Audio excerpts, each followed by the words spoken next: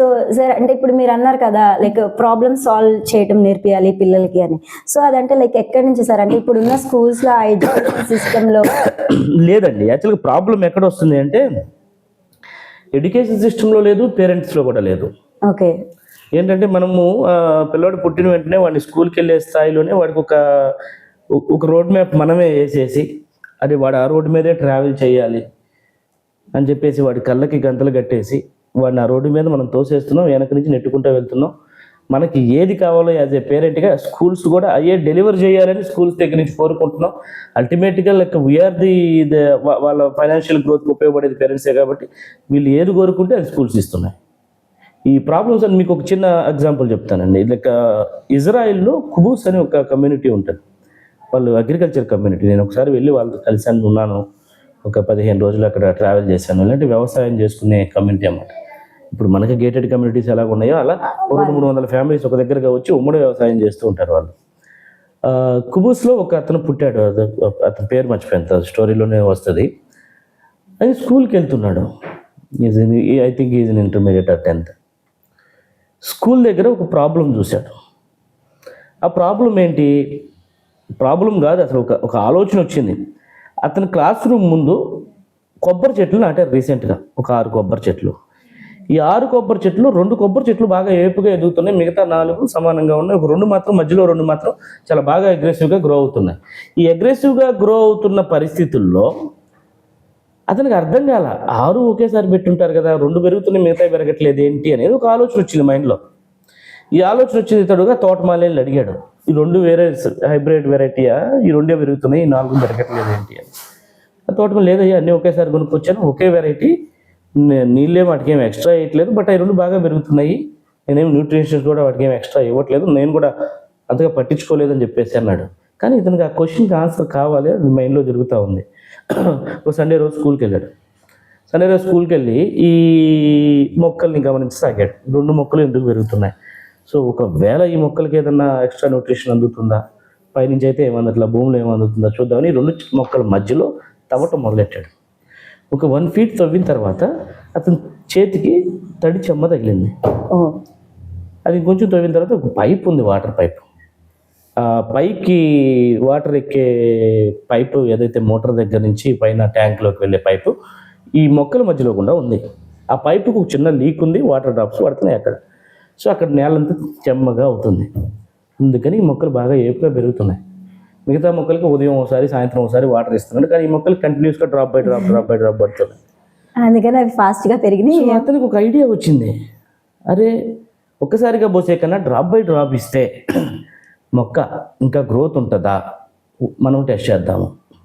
ఒక plastic bucket తీసుకొని దానికి ఒక చిన్న రంధ్రం పెట్టి దానికి ఒక చిన్న పైప్ పెట్టి ఆ పైప్కి చిన్న గుండు పిన్నుతో రంధ్రాలు పెట్టి 4 మొక్కలు పెట్టి ఆ పైపుని ఆ మొక్కల పక్కన వేసి ఆ ప్లాస్టిక్ క్యాన్లో వాటర్ పోసి వీటిని వాటర్ అందించసాగాడు. సో ఈ మొక్కలకి ఆ మొక్కలకి డిఫరెన్స్ చూసుకున్నాడు. డ్రాప్ బై డ్రాప్ ఇచ్చే మొక్కలు చాలా బాగా పెరుగుతున్నాయి. ఆ ఆలోచన ఏదైతే ఆ రోజు చదువుకునే కుర్రాడికి వచ్చిందో, ఆ కిబూజ్ అని, ఆయన పేరు కూడా కిబూజ్ సంథింగ్ ఏదో ఉంటుంది. ఆ తర్వాత నెటాఫమ్ అని చెప్పేసి మైక్రో ఇరిగేషన్ కంపెనీ అయింది. ఈ రోజు మనం చూస్తున్న స్ప్రింక్లర్లు, డ్రిప్ ఇరిగేషన్ సిస్టమ్స్ ఇవన్నీ అతని దగ్గర నుంచి వచ్చినాయి. రీసెంట్గా ఒక 5-6 సంవత్సరాలు అవుతున్నట్టుంది, ఆయన 6,000 కోట్లకు ఆ కంపెనీని అమ్ముకున్నాడు అతను. చూడండి, ఒకసారి ఆలోచన చూడండి. మన పేరెంట్స్ అదే మన దగ్గర అయితే, నేను విమర్శిస్తున్నానని అనుకోమాకండి, ఈ మొక్కలు ఎందుకు పెరుగుతున్నాయి 2 సపరేట్గా అనే ఆలోచన వచ్చినప్పుడు ఆ క్వశ్చన్ ఎవరన్నా పిల్లలు రైస్ చేస్తే ఫస్ట్ తల్లిదండ్రులు రాపేస్తారే, నీకేం తెలియదు, పిచ్చి క్వశ్చన్లు అని అడగమాకు, నువ్వు స్కూల్కి వెళ్ళి చదువుకోకుండా ఈ మొక్కలు ఎందుకు నీకు.